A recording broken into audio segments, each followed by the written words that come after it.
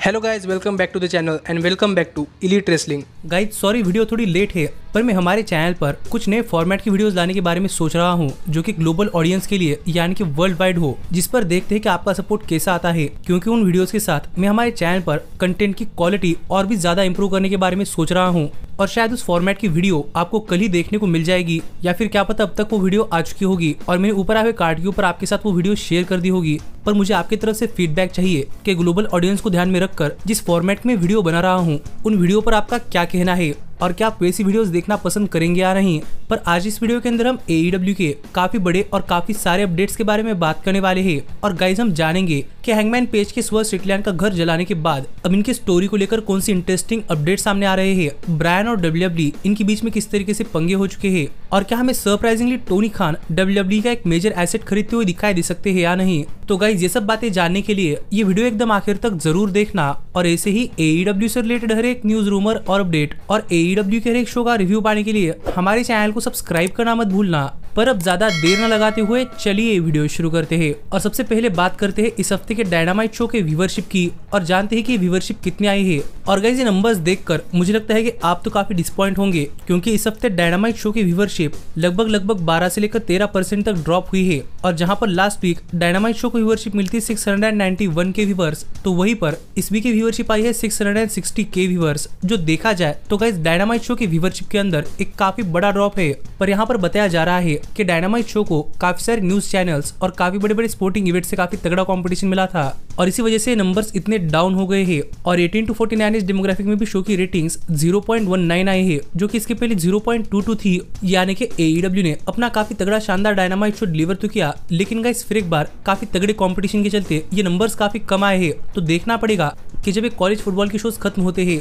और यूएस के अंदर जनरल इलेक्शंस का पीरियड खत्म होता है तो उसके बाद डायनामाइट शो की व्यूवरशिप कैसे आती है, क्योंकि इन्हीं कारणों की वजह से फिलहाल में न्यूज चैनल्स और स्पोर्टिंग इवेंट्स की व्यूवरशिप बढ़ रही है और AEW की कम हो रही है। पर होपफुली सिचुएशन रिजॉल्व होगी, लेकिन फिलहाल के लिए हम आगे बढ़ते हैं और जरा बात करते हैं AEW के एक और काइंड जेस्चर की। क्योंकि गाइस इस वीक डायनामाइट शो पर भी एक ऐसा फैन आया था जिसने कि अपने लाइफ के अंदर कैंसर से फाइट किया था, उसके बाद कोविड को भी फाइट किया था और उसने 5 कीमोथेरेपीज भी की थी। जिस तरीके का बोर्ड वो इस वीक के डायनामाइट शो पर ले आया था और यही पर उसका अगला गोल था कि AEW में बैकस्टेज जाए और गाइस सरप्राइजिंगली AEW ने इस फैन का ड्रीम भी पूरा कर दिया है, क्योंकि इसके बाद AEW ने पर्सनली इस फैन को बैकस्टेज ले गया जहां पर AEW रेसलर्स ने फैंस के साथ फोटोज भी खिंचवाए और गाइस ये देखकर ये फैन तो काफी खुश हो चुका था और मुझे AEW का काइंड जेस्चर काफी पसंद आया है। जिस पर आपका क्या कहना है आप मुझे कमेंट कर बताइए। लेकिन गाइस मैं फिर एक बार कह रहा हूँ कि AEW अपने फैंस के लिए रिसेंट दिनों के अंदर काफी जबरदस्त चीजें कर रही है और होपफुली आगे कंटिन्यू होगा। लेकिन फिलहाल के लिए हम आगे बढ़ते हैं और जरा बात करते हैं AEW के इनक्रेडिबल स्टैट्स की,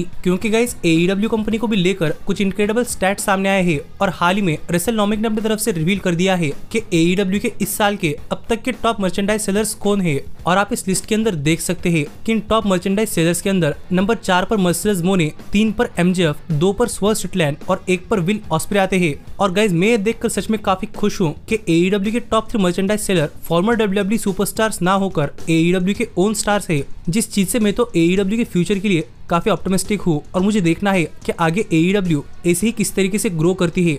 पर इसके साथ ही ये भी रिवील हो चुका है कि साल 2024 के अंदर AEW में मोस्ट मैचेस कौन से रेसलर ने रेसल किए हैं और गाइस इस लिस्ट के अंदर नंबर 10 पर क्रिस जेरिको का नाम आता है जिन्होंने 24 मैचेस रेसल किए हैं। नंबर 9 पर आते हैं मराया में 25 मैचेस के साथ, नंबर 8 पर आइजिया कैसिडी 26 और नंबर 7 पर ब्रायन डेनियल्सन, ब्रायन केज और डैक्स हार्वुड 27 मैचेस के साथ, नंबर 6 पर स्वर्स स्ट्रिकलैंड 28 मैचेस, नंबर 5 पर काइल ओ'रियली 31 मैचेस, 4 पर डांटे मार्टिन 33 मैचेस, 3 पर रॉड्रिक स्ट्रॉन्ग 34 मैचेस, 2 पर क्लूडियो कैस्नोली 36 मैचेस और नंबर 1 पर ऑरेंज कैसिडी 50 मैचेस। जो सबसे ज्यादा मैचेस ऑरेंज कैसिडी ने 2024 के अंदर AEW के अंदर रेसल किए हैं, जिस पर आपका क्या कहना है आप मुझे कमेंट कर बताइए। लेकिन गाइस सच में हम कभी देख तो नहीं पाएंगे, पर AEW के real work horse orange Cassidy भी है, जिस पर आपका क्या कहना है आप मुझे कमेंट कर बताइए। पर स्टैट्स भी इंप्रेसिव है। लेकिन फिलहाल के लिए हम आगे बढ़ते हैं और जरा बात करते हैं AEW और WWE फैंस की, क्योंकि गाइस हाल फिलहाल में हैंगमैन एडम पेज के स्वर्ग का घर जलाने के बाद यहाँ पर एक काफी बड़ी कंट्रोवर्सी स्टार्ट हुई है और यहाँ पर रेसलिंग फैंस AEW और WWE की स्टोरी टेलिंग कंपेयर कर रहे हैं कि कैसे WWE के अंदर सब चीजें एक ब्रेसलेट के अराउंड रिवॉल्व करती है,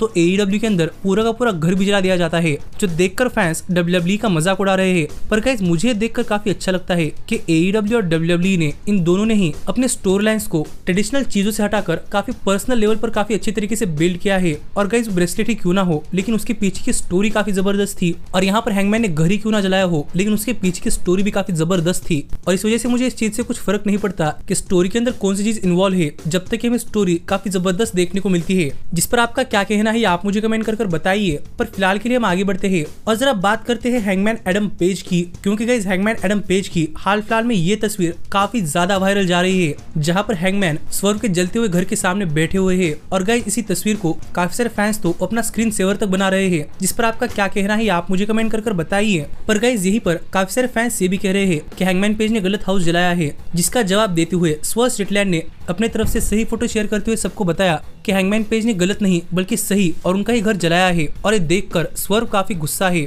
और मुझे लग ही रहा था कि फैंस ऐसी बातें कहेंगे कि हैंगमैन ने गलत घर जलाया है, लेकिन गाइस हैंगमैन ने स्वर्व का जो घर जलाया है वो दूसरे साइड से है। और फैंस को समझने की बात है कि एक घर को सिर्फ एक ही साइड नहीं होती, जिस वजह से यहाँ पर स्वर्व को सामने आकर ये सब चीजें क्लैरिफाई करनी पड़ी। लेकिन इसी पर इसके साथ ही हाल फिलहाल में हैंगमैन पेज के पुराने कुछ प्रोमोज भी वायरल जा रहे हैं, जहाँ पर हमें कहते हुए दिखाई दे रहे हैं कि हैंगमैन पेज स्वर्व के सपनों को जलाकर राख करने वाले हैं। और इसके साथ ही फैंस ने यह भी पॉइंट आउट किया कि हैंगमैन पेज के टाइटनट्रॉन के अंदर जो कि उनके एंट्रेंस के दौरान चलता है, उसके अंदर हम देख सकते हैं कि एक जलता हुआ घर दिखाई दे रहा था। यानी कि हैंगमैन पेज काफी महीनों से प्लान कर रहे थे कि वो एक करने वाले हैं। जो चीजें पॉइंट आउट कर यहाँ पर फैंस AEW की डिटेलिंग इन स्टोरी टेलिंग को देखकर काफी ज्यादा सरप्राइज है कि AEW अपने स्टोरीज के अंदर कितनी बारीक बारीक चीजें परखती है। जिस पर आपका क्या कहना है आप मुझे कमेंट कर बताइए। पर इसके साथ ही हैंगमैन पेज की ये भी तस्वीर काफी वायरल जा रही है, जहाँ पर आप देख सकते हैं कि एक साइड में एक हंसता खेलता हुआ हैंगमैन है और दूसरी साइड एक स्टोन कोल्ड आदमी जो कि दूसरे का घर जला रहा है। और गाइस ये एक ही आदमी है। जिस पर आपका क्या कहना है आप मुझे कमेंट कर बताइए। लेकिन मैंने कभी नहीं सोचा था कि हैंगमैन का ऐसा एवोल्यूशन होगा। लेकिन इसके साथ ही मैं आपको ये भी बताना चाहूंगा कि गाइस आज ही के दिन एक साल पहले हैंगमैन और स्वर्व स्ट्रिकलैंड इन दोनों की स्टोरी स्टार्ट हुई थी, और अब एक साल बाद हमें हैंगमैन और Swerve Strickland finally all out pay per view के अंदर एक स्टील केज मैच के अंदर एक दूसरे के आमने सामने आते हुए दिखाई देने वाले हैं। जिस पर आपका क्या कहना है आप मुझे कमेंट कर बताइए। लेकिन गाइस AEW ने हैंगमैन पेज के इस इंसिडेंट के बाद अपने तरफ से इस मैच की स्टिपुलेशन चेंज कर दी है, और यहाँ पर टोनी खान ने अपडेट करते हुए बताया कि हैंगमैन पेज के एक्शंस की वजह से कि अब ऑल आउट पे-पर-व्यू के अंदर जो मैच होगा वो कोई नॉर्मल स्टील केज नहीं बल्कि एक steel cage lights out match होगा। यानी कि इस मैच के अंदर भी हर एक चीज लीगल है। तो देखने के लिए मजा आएगा कि स्टिपुलेशन के साथ जब ये मैच ऑल आउट पे-पर-व्यू के अंदर होता है तो ये मैच इतना जबरदस्त होता है। लेकिन फिलहाल के लिए हम आगे बढ़ते हैं और जरा बात करते हैं ब्रायन डेनियल्सन की, और जानते हैं कि ब्रायन डेनियल्सन और WWE के बीच में पंगे कैसे हो गए हैं। क्योंकि गाइस आपको तो पता ही होगा कि ब्रायन डेनियल्सन एक चीज के लिए काफी फेमस है, और वो है यस मूवमेंट, जो रेसलिंग इंडस्ट्री की सबसे जबरदस्त चीजों में से एक है। और यही पर जब ब्रायन डेनियल्सन WWE कंपनी छोड़कर AEW के अंदर आए थे और उन्हें अपने लिए यस मूवमेंट सिक्योर करनी थी, और जब इसके लिए ब्रायन ने ट्रेडमार्क के लिए फाइल किया तो गाइस सरप्राइजिंगली यहाँ पर ब्रायन को WWE की तरफ से लीगल नोटिस आई है कि ब्रायन इस चीज को ट्रेडमार्क नहीं कर सकते क्योंकि इसके राइट्स WWE के पास है। जबकि ब्रायन का इंटेंशन यहाँ पर इस चीज से कोई मर्चेंडाइज वगैरह बनाना नहीं बल्कि ये चीज अपने लिए सिक्योर करना था। पर इसके बावजूद भी WWE ने ब्रायन की इस अपील को रिजेक्ट कर दिया और उन्हें एक लीगल नोटिस भेज दी। जो चीज तो मुझे काफी स्टूपिड चीज लगती है कि WWE को ऐसी चीज करनी नहीं चाहिए थी। पर मैंने देखा है कि WWE और कोडी रोड्स भी सिमिलर ट्रेडमार्क सिचुएशन के अंदर फंस चुके हैं, तो देखना पड़ेगा कि वहाँ वो क्या कर पाते हैं। पर फिलहाल के लिए हम आगे बढ़ते हैं और जरा बात करते हैं हमारे सबसे बड़े अपडेट की। तो गाइस आपको तो पता ही होगा कि हाल फिलहाल में WWE के अंदर WWE का हेडक्वार्टर यानी कि टाइटन टावर्स यहाँ पर ऑन सेल जा चुका है, और जिसे किसी ये टावर्स खरीदना है वो चाहे तो ये टावर्स खरीद सकते हैं। पर गाइस यही पर कुछ फैंस एक काफी क्रेजी थ्योरी बना रहे हैं कि क्यों ना यहाँ पर टोनी खान इस टाइटन टावर्स को खरीद ले और उसे AEW के हेडक्वार्टर्स के अंदर कन्वर्ट कर दे। जो अगर होता है तो गाइस ये रेसलिंग इंडस्ट्री के अंदर काफी बड़ा बज क्रिएट करेगा। लेकिन यहाँ पर देखना पड़ेगा कि इससे AEW के अंदर पॉजिटिव इंपैक्ट आता है या फिर नेगेटिव, क्योंकि यहाँ पर काफी सारे लोग ये भी कहेंगे कि AEW यहाँ पर WWE की लेगेसी को डिस्ट्रॉय कर रही है या फिर WWE को कॉपी कर रही है। पर अगर AEW ये करती है तो गाइस AEW यहाँ पर WWE पर एक काफी तगड़ा शॉट ले सकती है कि AEW ने WWE का पुराना हेडक्वार्टर खरीद लिया। जिस पर आपका क्या कहना है आप मुझे कमेंट कर बताइए। और क्या आपको लगता है कि टोनी खान को WWE का हेडक्वार्टर खरीदना चाहिए या नहीं? पर गाइस मुझे नहीं लगता कि ऐसा करने की जरूरत है। पर आज की वीडियो के अंदर इतना ही, और आप ऐसे ही AEW से रिलेटेड हर एक न्यूज, रूमर और अपडेट और AEW के हर एक शो का रिव्यू पाने के लिए हमारे चैनल को सब्सक्राइब करना मत भूलना। लेकिन अब मैं मिलता हूँ आपसे अगली वीडियो के अंदर, पर तब तक stay healthy, stay happy and keep watching elite wrestling. Hey, did you like that video? Click the screen for more. And where do you think you're going? Check out our official merchandise page and to support the entire cast. And thanks so much for being the elite. The elite, the elite. What, Nick, you're not going to sing it all with me this time?